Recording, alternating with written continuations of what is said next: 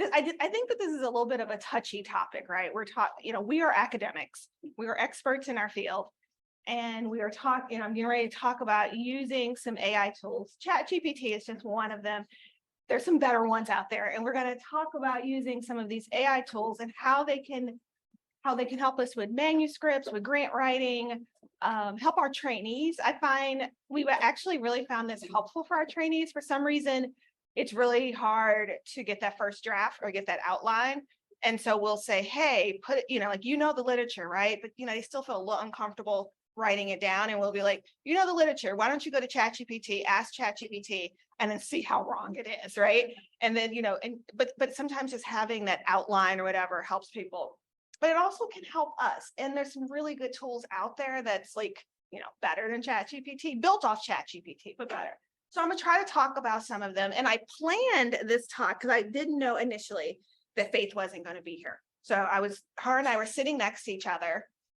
And she was like, hey, I want to talk to you about using AI to address health disparities in mental health research.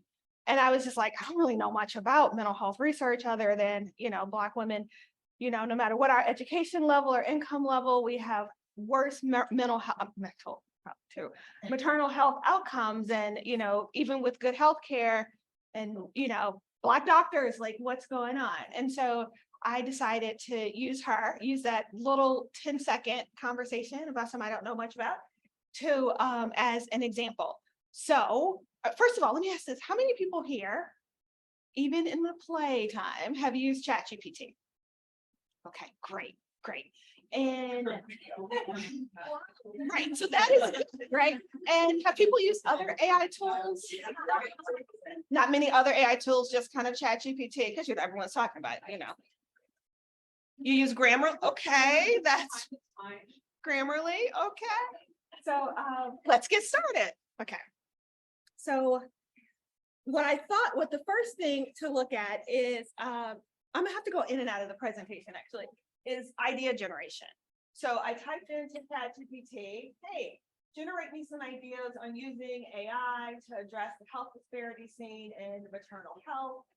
And then I got a response and I said, why is there a health disparity between Black women and white women in the US in regards to maternal health outcomes? Because remember, the way that chatbot is working is that, it'll generate a question, but it's also using information from that conversation to direct future. So I wanted it to to pull this data that there are health disparities. So it just didn't go into whatever it was going to go into.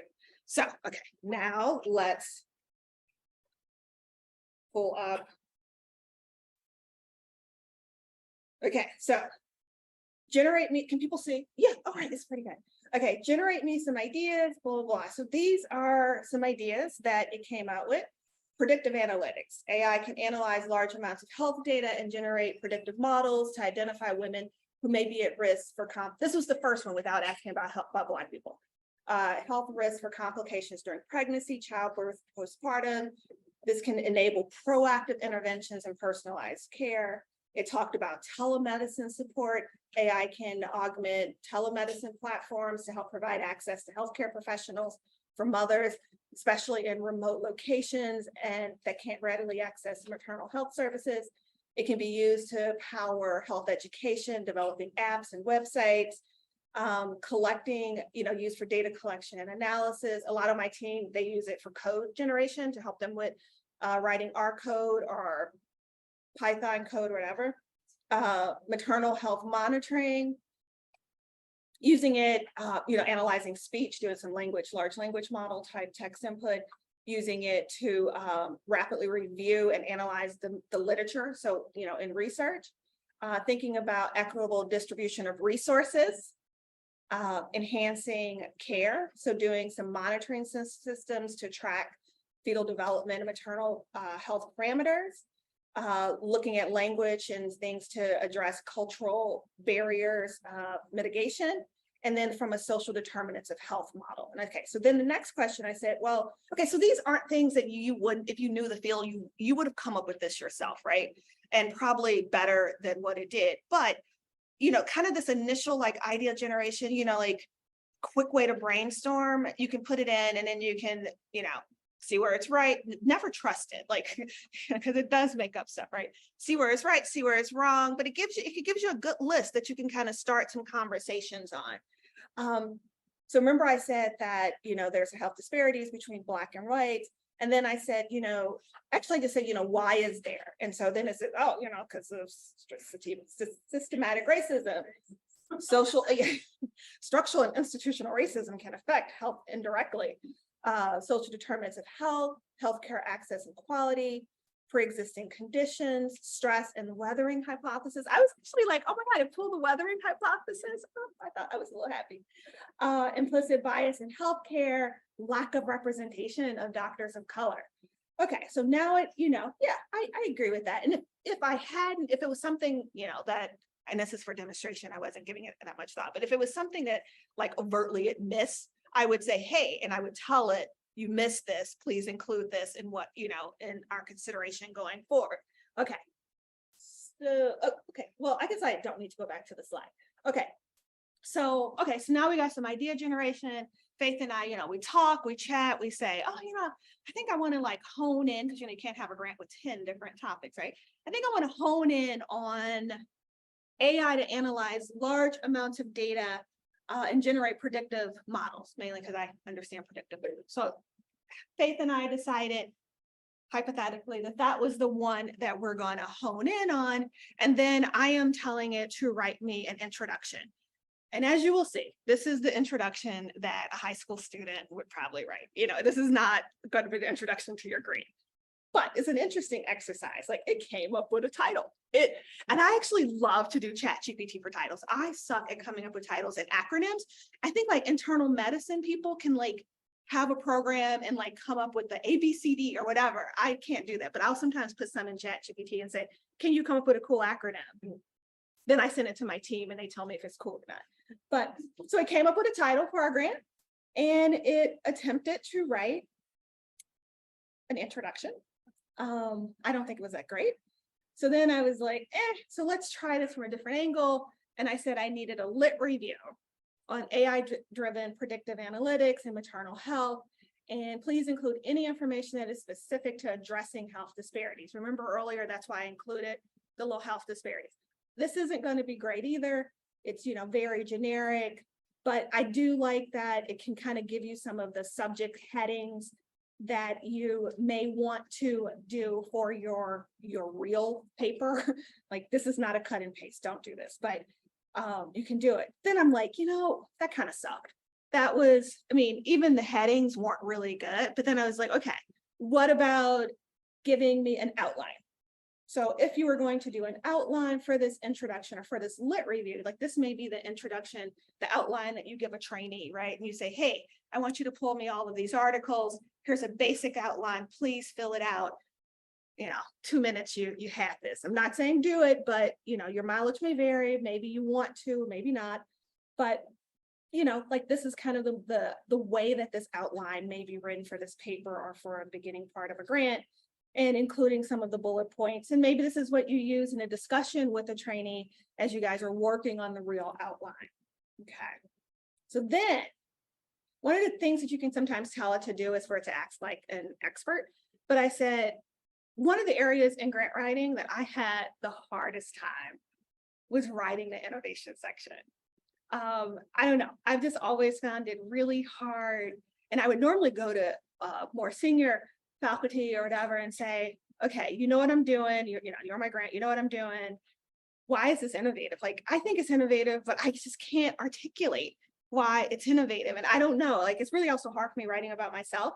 So I would normally go to people, and then I was like, let's see, I haven't written a grant since ChatGPT came out. So I was like, what about my innovation section? So what I did was I went to, I think like a grant writing thing, or either it was NIH, and I pulled out what they want in the innovation section, like what they're going to review it for and what the reviewers like look for. So I'm feeding that to ChatGPT to say, this is what an innovation section should have.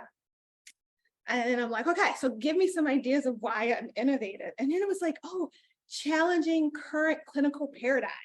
Traditional methods identify high-risk pregnancies, often rely on observable data, risk factors, and clinical judgment, which may not take into account the multitude of intricate and interconnected elements influencing maternal health outcomes, yada, yada, yada. And then, you know, like, so it's So great. Well, it actually doesn't have much substance, but it does sound good on the surface of it. Maybe that's what grant writing is sounding good and not having much substance. But yeah, I did. I actually was really impressed with that. I actually wanted to cut and paste that one. I actually really don't recommend cutting and pasting. I think it's good to like read it, observe it, and then turn it into your own or use that as a starting off. I would caution people from cutting and pasting. The titles are really good, aren't they? I actually like now want to write this grant. I don't write grants anymore, sorry. But NIH, I don't write grants anymore. Advancing predictive models, the application in AI maternal health is not completely novel. However, I would never tell a grant that is not novel, but it's specifically to identify Black women at high risk complications during pregnancy, blah, blah, blah. This research proposes to develop, I didn't even know I was going to do that, a tailored racially aware predictive model that not only recognizes common risk factors for maternal complications, but also acknowledge and understand the unique challenges and health disparities of that Black women face. I thought that was pretty cool too. I love the proactive, you know, saying like this is going to be a proactive intervention. I like talking about mitigating health disparities. And then this right here reminded me of thinking of work with Bennett. Bias, remember we were talking about bias detection and mitigation? That maybe this can be used to detect biases in the system and help mitigate them. So like, remember, I think I mentioned like, you know, I don't know if I mentioned yet to the system, but you know, that data, I think is coming next. Okay, that's coming next. So, but the point that they're talking about bias mitigation, the idea that I think for here, they're talking about bias in the healthcare system, and maybe this model can help mitigate that. So I thought that was pretty cool. Application and refinement of AI in healthcare. I wasn't that sure what that one was, but you know, equitable outcomes, adding important dimensions. Okay, so now I said, sometimes you can tell to act as an expert in something. And I said, act as an expert grant writer in clinical research to design me a study. I want to see how much I can push it. I will admit I wasn't happy, but I just wanted to see what I could do to, you know, design me a studies. But what it did do, so, you know, here's your overall, basically it gave a little bit like a specific aims. I'm not really sure. I mean, you know, your intro is going to be much higher than that, but it told me what my research objectives were going to be. Develop an AI-driven predictive model that identify Black women at high risk, validate and refine the model. And this is just standard tools, like this is standard, you know, implement a proactive intervention. I'm doing intervention now. And then it started designing the study, you know, that I'm gonna get data from the EHR, but notice it said of Black women. And then, you know, I'm gonna develop the model, I'm gonna look for bias evaluation, I'm gonna test the model, I'm gonna design the intervention, and then I'm gonna do a prospective study. So apparently this is a center grant, right? So that was a joke. Okay, so, and then it tells me I'm not trusting anything it says pass here. It said there's some ethical considerations. I actually thought that was interesting that it pulled out some ethical considerations, but I don't know if it's learned on my other things of like ethics. And so, because I was doing all this like stuff like right here. And so I was like, is it learning from all these things that I've been doing? And so yeah, so then, hold on, let's go back. So yeah, data, oh, right, okay. So I said, you know, this is an NIH grant. I wasn't sure how much I knew about an NIH grant. And I need the approach section written. So I wanted to see what it was going to do. And it did, went a little further, yada, yada. I wasn't, you know, I would never use this. Okay. Oh, now I need to go to that. I thought, maybe I didn't save the last one. No, it's driven by information that it has. Let's see, references. How would we know they're not just plagiarizing? Well, that is why you're never going to cut and paste, because it is it's potentially plagiarizing. It's generative. Yes, if you ask for, and I had someone that spent like over like 4 hours trying to find the references it gave them, and then I was like, oh, yeah. The name is wrong. These authors never published together. They weren't alive when that date was. Okay. Well, wait. Just wait. Okay, but we do academic level research, right? We don't make up stuff. So let's get started as an academic, how we can use these AI tools. So now we're done with ChatGPT. I have, and this was a play on Faith trying to come up with 8, 10, and it had 8 and it came up with 10. Okay, I have a top 12 list that someone helped me with. I'm not going to say who helped me, but it's going to help me with this top 12 list. And so these right here are some sites that you can use that will be listed, and we're going to go through, for example, a couple of, oh no, that was when I was thinking of doing Brandon. So let's go here. Okay, so we're going to, this one I really like. So I tried to order them by the ones I like the most. Okay, so right here, SciSpace is a place where you can upload articles. Actually, this is where I was going to work with Faith, but you can upload articles and it will then go through the article. So let's pick one of my articles, Measuring Disadvantage. Okay, so this is an article that we wrote, and you upload the article, someone else's article, whatever. And for example, you can like highlight text, and then you can ask it to summarize it, explain the text, or give you related papers. So the list that I have now, that's on the slide book that I showed you. Those are coming, or majority of them are coming from PubMed. So PubMed, PsycInfo, Scopus, all of them have an API and allow access to abstracts and where possible full text. So what it is doing, what these are doing is they are hooked up to the references databases. So you can put an article in, you can ask for it to, so when you, like if I highlight something or just say, give me a summary, it's going to use machine learning, it's using language learning like ChatGPT 3.5, probably maybe 4 to analyze it, right? But it's pulling from articles, or you upload, or it pulls articles from real sources. So these are going to be, this is real sources. And so I can do this. So here were some questions that I had asked it before. Summarize the introduction for me. So it figures out what's the introduction. And this was a paper, and it actually did a pretty good job. The introduction of the paper explains the area-based disadvantages and, refers to adverse economic and social conditions. And you can ask it, like they have some other questions you can ask it to do, but you could also ask your own questions.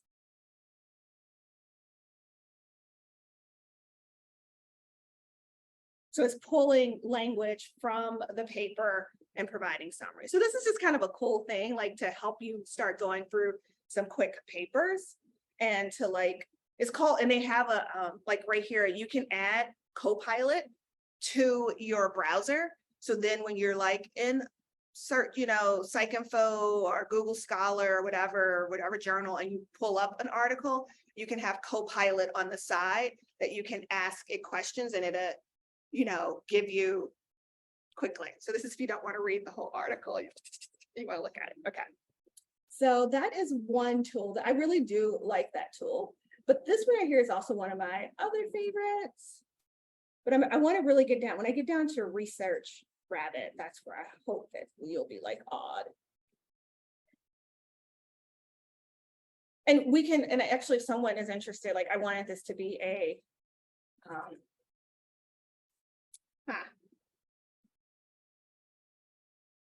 is it gonna pick up me here? Hold on.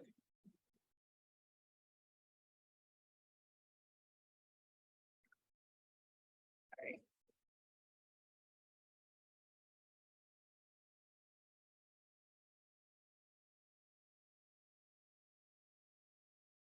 Okay, so ask for a research question. You can ask it a question. You can, I think I have some PDFs uploaded. Okay, let's have some fun. Anyone got a question? My spelling is horrible, so it will autocorrect. Any questions that we want to ask? It's going to give us real articles. Do the second one. I'm sorry. I didn't hear you. The second one. Oh. Oh, okay. So these are real articles, and it uses like PubMed and a couple other places to pull the top articles that's like been cited or referenced, that have the highest citations.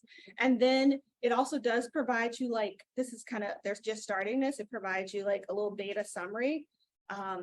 And then you can add information about papers. You can say, you know, like, what do you want? But here's a cool feature. So as this right here really helps you build a reference list of like, for, you know, you're going to do like a lit review, or you're going to do a meta-analysis, or you're going to do a systematic review or narrative review. And then you can like click which ones you're interested in. And then you can, oh, it's, can I get, oh, no, I'm trying to, this is in the, yeah, oh, okay, there you go. I can say, show me more like the ones that starred, and then it's going to use the commonalities of the ones, you know, it's like sometimes you get articles that don't really relate. You can pick the ones that do relate, and then it will keep searching for that. And then you can, I believe you can like star all of them some kind of way, or as you do, and you star them. And then you can say, export this as like a CSV or BIB for like EndNotes or whatever. And it will export it for you. And you will get, I hope this has, yeah, I should have Excel. And then you'll get the paper title, the abstract, the full abstract, authors, journal, all the information, the DOI, so that you can search for it. And then you can start building your list for like a meta-analysis or a lit review, or your trainee can start doing it. And then, you know, you guys start going through it. Okay, so I like that tool. So how is that different from Google Scholar? The difference from this in Google Scholar to me, I mean, I think it's just a little bit better in the sense that it is integrating some of the AI, some of the language generation to do some of, oh, so for example, sorry, here you go. This is what Google Scholar doesn't do.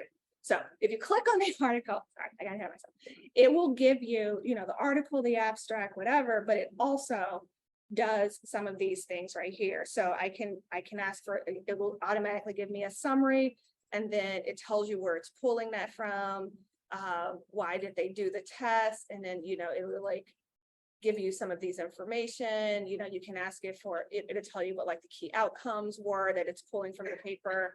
You know, what are some of the participant characteristics? So it gives you some like basic things that you can kind of look at, and some citations and potential critiques, pulling from the literature of places, other people that have like quoted this article, or either maybe you quote it.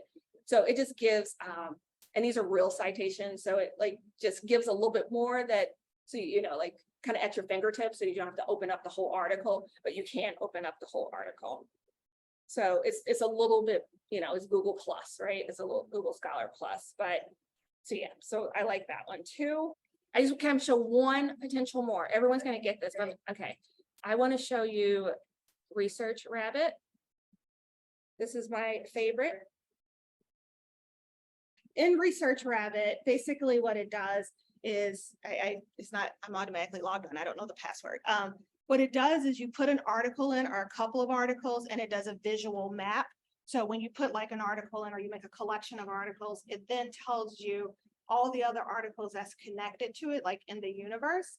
And then you just scroll over them. And when you hit it, like click on it, it then opens up and tells you about that article. And then you can click on it and go to the other article. So it will pull like from the references of that article, but then anyone that's referenced that, but then it also uses AI to look at titles and keywords of things. So it allows you to get like a really comprehensive look of something or a topic based on maybe you just knowing 2 key articles. So it's like, you're not the expert, but you can start becoming the expert in something and learning the field and learning the history, and maybe even learning some articles that you never would have thought about.